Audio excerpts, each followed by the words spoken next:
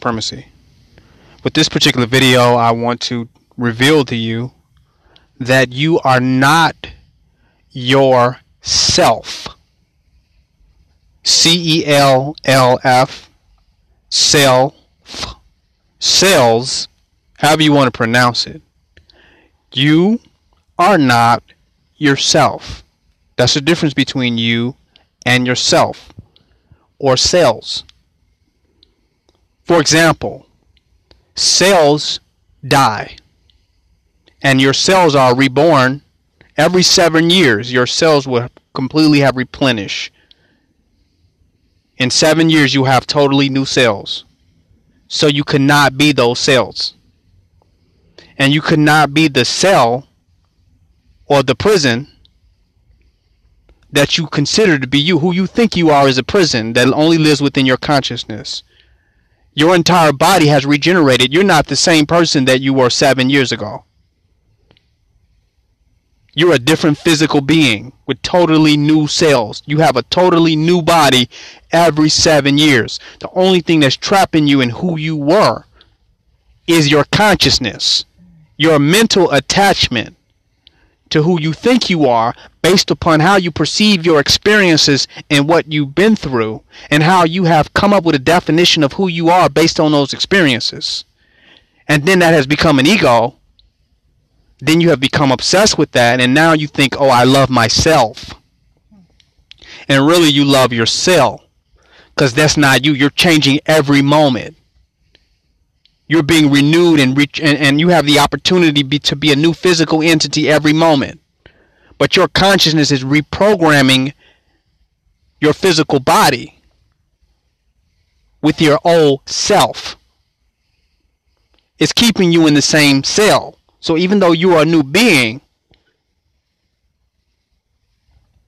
even though you're physically a new entity, you're reprogramming that physical entity to be identified as the past versions of you.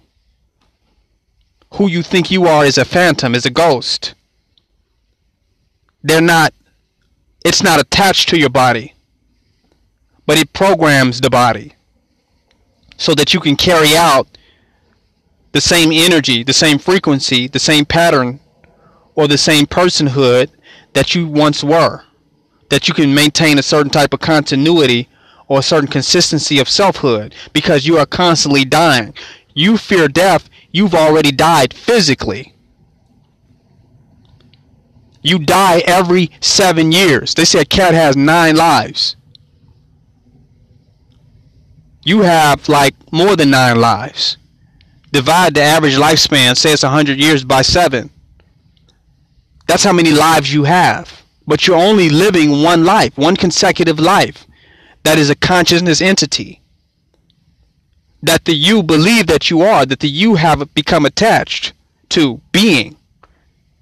And you're fighting for that entity. You're fighting against the natural change and the natural transformation as you open up to life and to what it is and how infinite, unwilling to expand your consciousness.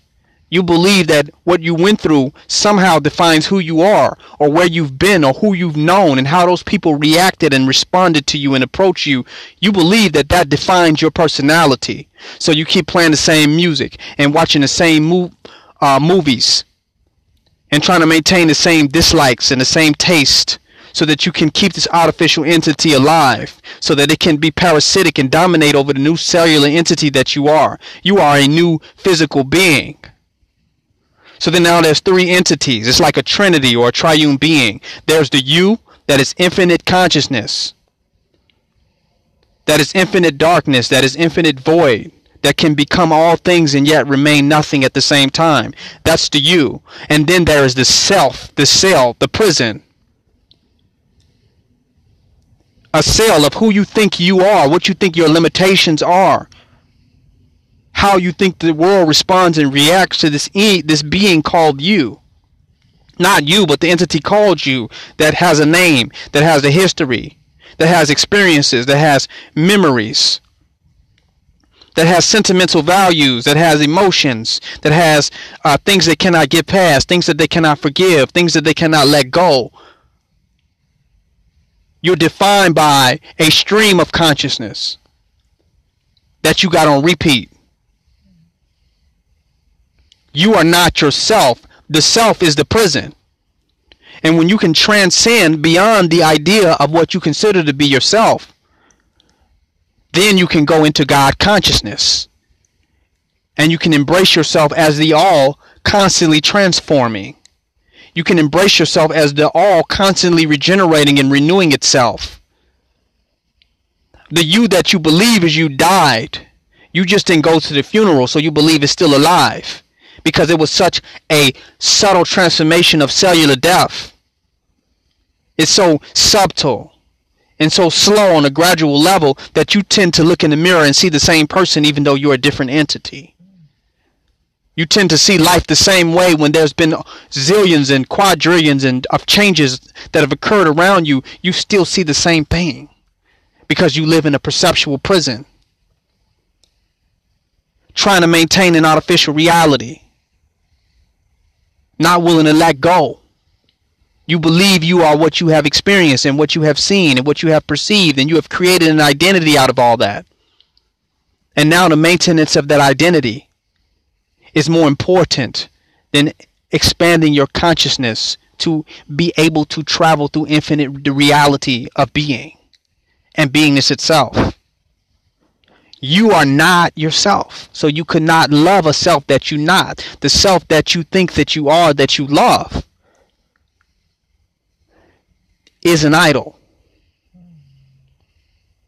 is an artificial entity that is blasphemous to the divine being that you actually are. It's blasphemy. It's idol worship. You're obsessed with an object that is at the same time it is an idea. But it's an idea that has parameters, that has limitations. That's what makes it an object of veneration that you feel like you have to keep up. That's why you are fake. That's why you got people out there that are fake, because they're trying to maintain a false reality of a false self. Who you are is homogeneous with anyone you interface with. Who you are is a simultaneous occurrence with every situation, circumstance, and human interaction that you have. Your existence is a simultaneous occurrence with your environment and with your atmosphere. And that's the natural reality. But versus identifying with that and being able to live as that occurrence, to live as that phenomenon, to live as that divine moment, you're trying to maintain an artificial self. You're trying to maintain an artificial entity that you have overlaid over yourself to make you perceive the new entity that you become every 7 days as the same thing, as the same person. You can go to a different place, a different state, a different city, a different country. But if you're still the same self and living in the same cell, it really doesn't matter where you're at. You have to let that self die. You have to step out of that prison called you, or you can never grow. Because that prison continues to differentiate in a way that maintains the prison, that maintains the limited paradigm that you live in. The paradigm that you're living in is the self that you're carrying around. You're taking it with you everywhere you go, trying to protect it, trying to maintain it. You are not yourself. You are infinite. You are an infinite and eternal being. You are not the cells that you are now, for they will die 7 years from now. That's it. So then what are you? You are what you contemplate. You are what you focus on. You are what you meditate on. So what are you focusing, contemplating, and meditating on that's creating the life that you are living? What are you attached to? What are you holding on to? See, everything you want wants something of you. What you want in life wants you to become something, but you can't become something new if you attach to the old definition of who you are because you believe that's yourself. And you're talking about, I love myself.